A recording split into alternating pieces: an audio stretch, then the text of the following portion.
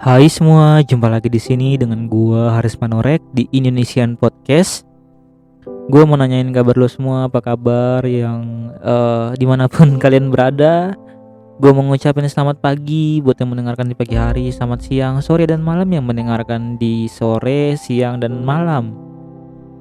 Dan topik kali ini ya pasti sangat familiar di telinga kita semua ya. Gue nggak tahu, mungkin lo yang dengerin ini lagi pada saat moodnya baik-baik saja, atau mungkin lo lagi galau karena lo berusaha untuk move on sehingga lo mencari podcast ini. Ya, sesuai judulnya, gue berjudul Move On dengan Sempurna. Sebenarnya sebenarnya nggak ada sih move on yang sempurna, tapi gue sengaja aja trik marketing. Jadi kemarin kan gue merasa tidak maksimal ketika membuat podcast tentang patah hati, karena gue nggak terlalu merasakan kesedihannya waktu itu. Dan kali ini gue merasakan kesedihan dari seseorang yang mencoba untuk move on. Ya, karena ada pepatah yang bilang ketika kamu ingin membuat sebuah karya yang luar biasa, maka rasakanlah dulu karya itu. Dan karena gue merasakannya, gue rasa kayaknya enak nih kalau buat ini. Kita akan bahas tentang topik move on, tapi kita perlu dulu mengetahui apa sebenarnya arti dari kata move on. Kalau kita melihat dari Google, move on itu artinya berjalan terus. Nah, ini nih yang sering kali sulit bagi kita semua. Kita sering kali ketika kita mencoba untuk move on, kita bukan fokus untuk meninggalkan. Kita bukan fokus untuk berjalan terus ke depan, tapi kita fokus untuk melupakan. Sehingga itu membuat kita semakin terjebak dan terus terjebak. Otak kita itu tidak pernah didesain untuk melupakan. Otak kita didesain untuk mengingat informasi-informasi yang ada. Sehingga gue pun gue membuat podcast ini, syukurnya gue udah melewati masa galau itu ya. Gue juga pernah galau, gue juga pernah sedih ketika orang yang gue cintai, orang yang gue sayangi, orang yang selama ini gue tunggu-tunggu, ternyata dia menolak gue. Atau ya, dalam kasus ini gue ditolak, bukan diputusin. Dan ini podcast ini bisa juga untuk kalian yang sedang diputusin atau kalian yang ditolak, dalam tanda kurungnya diputusin sebelum jadian seperti gue yakin lo semua merasakan kesedihan yang begitu mendalam. Lo semua sangat kacau. Lo semua seperti bertanya-tanya, sebenarnya apa yang kurang dari gue, apa yang salah dari gue. Nah, jujur di sini gue ingin memberikan berbagai tips yang gue lakuin, yang gue rasa lo bisa coba, dan gue harap lo bisa melalui masa-masa kecewa lo, masa-masa galau lo. Tips yang pertama, gue ingin agar lo jangan mencari pelampiasan. Banyak orang bilang cara terbaik untuk kamu bisa melupakan mantan kamu adalah dengan mencari yang baru. Gue agak tidak setuju dengan yang ini, satu ini, karena jangan mencoba untuk memulai cinta baru ketika lo masih memiliki luka yang lama. Karena ketika lo masih, misalkan lo masih mencintai mantan lo dan lo memulai hubungan yang baru, hubungan lo itu tidak akan sangat benar-benar terasa karena lo masih memikirkan mantan lo. Dan akhirnya lo hanya menjadikan pasangan lo yang baru ini menjadi pelampiasan. Yaitu gue bisa bilang itu kategori toxic love. Jadi bagi gue, jangan mencari pelampiasan, tapi selesain dulu luka lu, baru lu boleh memulai cinta yang baru. Menjadi masalah bagi setiap orang muda, mereka selalu tidak menyelesaikan luka mereka dulu, dan mereka mencari pasangan yang baru. Sehingga kadang-kadang itu bisa memicu toxic love di dalam hubungan mereka itu. Terus yang kedua, gue ingin lo untuk menerima dan meresapi rasa sakit lo tanpa perlu untuk melarikan diri dari rasa sakit itu. Bagi kita yang sedang berada di tahap move on, kita seringkali tidak menerima kenyataan dan selalu berujung kepada penyesalan dan menyalahkan mantan kita. Bagi gue it's okay kalau lo menangis.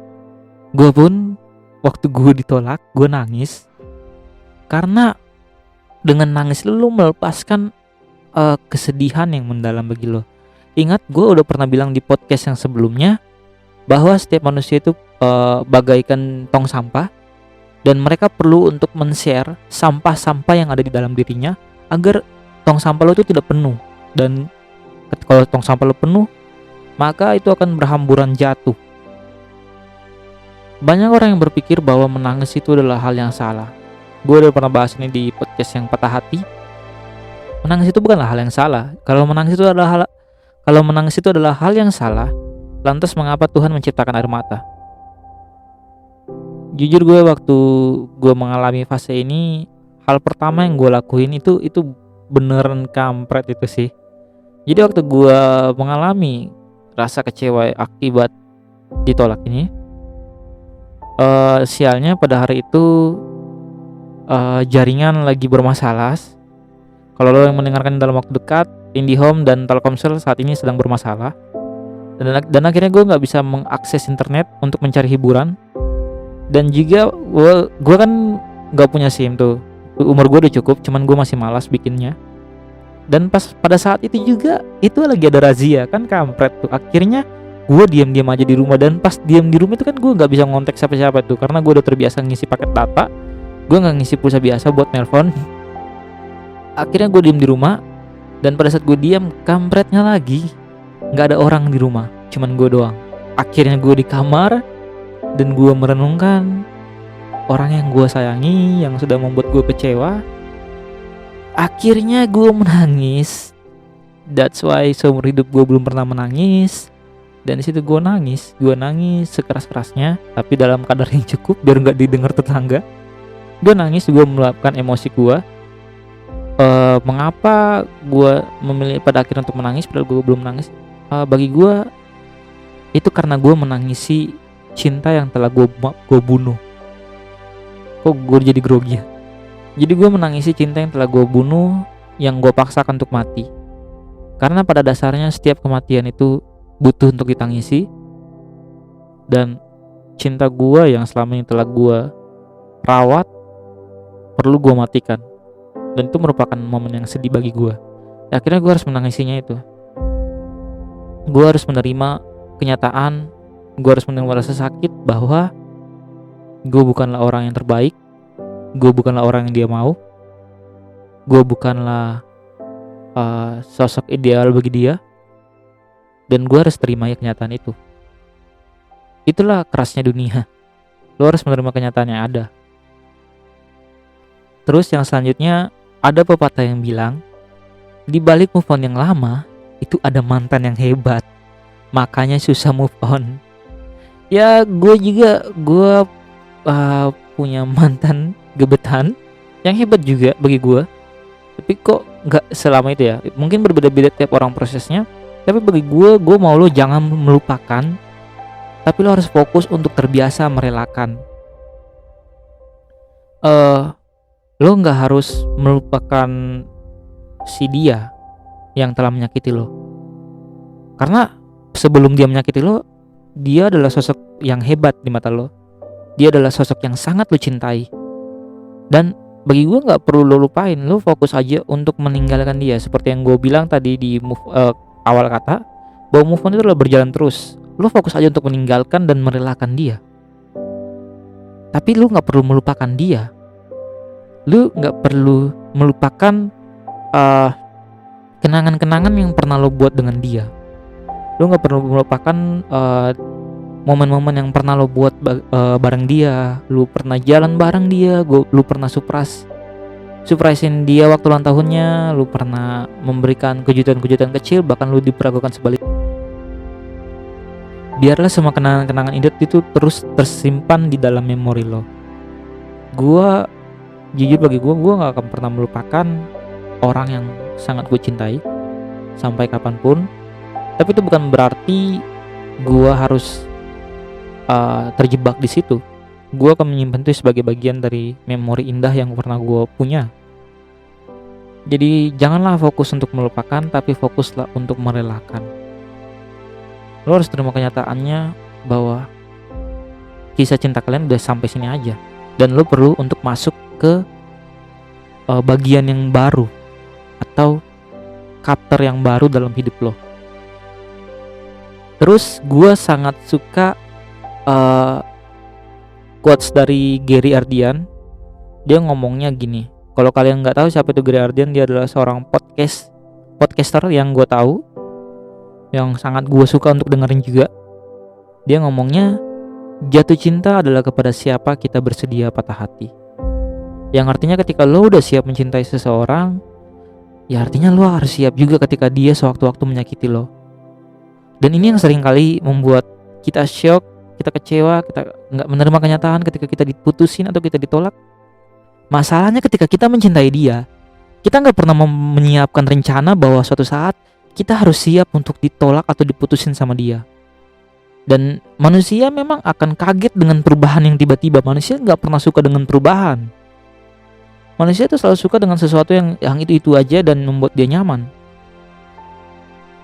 Jadi lo perlu mengerti dan lo perlu tahu bahwa ketika lo siap mencintai dia, lo juga siap untuk meninggalkan dia ketika dia memutuskan untuk meninggalkan lo juga. Gue ngomong apa sih? Terus yang poin berikutnya, jangan menyesali tapi syukuri. Ketika lo diputusin, ketika lo ditolak, jangan berpikir bahwa ini semua salah lo atau ini semua salah dia. Lo bisa ambil pengalaman dari situ.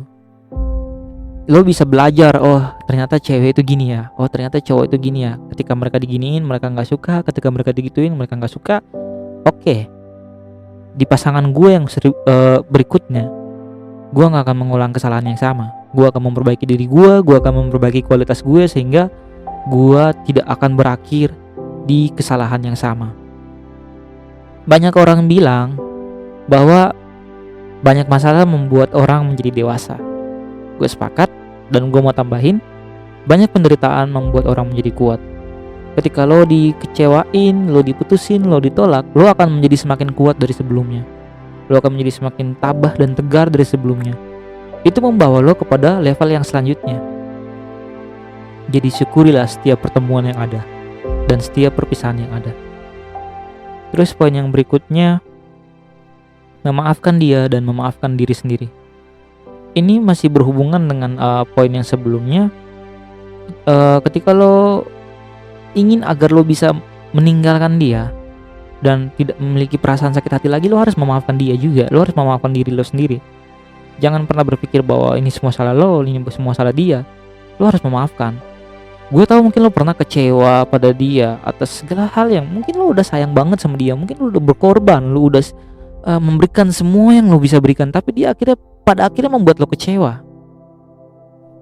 Untuk bisa meninggalkan rasa sakit itu, lo harus memaafkan dia dan mengikhlaskan dia. Kekuatan lo akan muncul ketika lo itu ikhlas, ketika lo itu memaafkan dia. Gue percaya bahwa kita semua yang kecewa pada orang, kita sebenarnya tidak kecewa pada orangnya, tapi kita kecewa pada ekspektasi yang kita buat dari orang itu. Kita mungkin mengharapkan ketika kita PDKT, kita mungkin mengharapkan bahwa dia menerima kita, dia melihat segala perjuangan kita. Atau mungkin ketika kita pacaran, kita mengharapkan dia memberikan perlakuan yang sama kepada kita atas segala apa yang telah kita berikan kepada dia. Tapi pada akhirnya semua itu gak terjadi, dan akhirnya kita kecewa. So jangan pasang ekspektasi yang tinggi terhadap pasangan lo ataupun orang yang lo dekati. Dan untuk semua lo yang mungkin masih susah untuk move on, atau lo mau move on juga sekarang, gue mau lo berjanji hari ini, jangan pernah mengejar seseorang yang telah pergi darimu. Gue dulu percaya bahwa seorang wanita itu akan luluh pada akhirnya dengan perjuangan yang kita buat.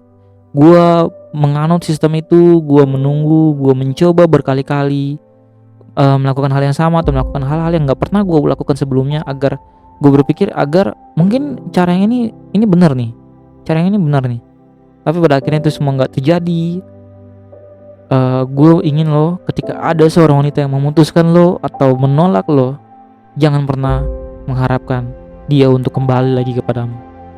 Karena sejatinya ketika dia udah memikirkan untuk meninggalkan lo, itu artinya lo bukanlah orang yang dia sayangi, lo bukan orang yang dicintai, atau lo bukanlah tipe dia, atau lo tidak seperti yang dia harapkan. Terus yang kedua, jangan mencintai seseorang yang cintanya bukan untukmu. Buat lo yang berjuang keras untuk mendapatkan wanita atau pria yang lo sukai, lo memberikan segalanya, tapi ternyata dia bahkan tidak bisa melihat satupun usaha lo. Ternyata cintanya bukan untuk lo. Jangan mencintai dia. Gue yakin suatu saat lo akan dipertemukan dengan orang yang cintanya sama seperti lo. Terus yang ketiga poinnya, jangan menunggu sesuatu yang tidak pasti. Menunggu itu boleh, tapi jangan terlalu lama. Jangan menghabiskan waktumu sia-sia. Karena waktu ini sangat berharga bagi gue. Bisa saja lo bisa menggunakan waktu lo untuk mendapatkan seseorang yang sangat mencintai lo, tapi lo terlalu fokus untuk menunggu seseorang yang bahkan tidak memberikan kepastian kepada lo bahwa dia mencintai lo juga. So, jangan membuang waktu lo secara sia-sia. Terus yang terakhir, jangan memohon penjelasan dari orang yang meninggalkanmu. Please. Entah itu mungkin dia punya penjelasan yang benar, entah itu mungkin dia punya penjelasan yang rasional, atau dia punya penjelasannya itu bisa dibenarkan. Dia tetap aja udah ninggalin lo, atau dia tetap aja udah nolak lo. Lo nggak perlu penjelasan apa-apa lagi dari dia, karena dia udah memutuskan untuk nggak bersama-sama dengan lo. Dia memutuskan untuk menjauh dari lo. Jadi jangan lagi mengemis, please. Jangan memohon penjelasan dari orang yang udah meninggalkan lo.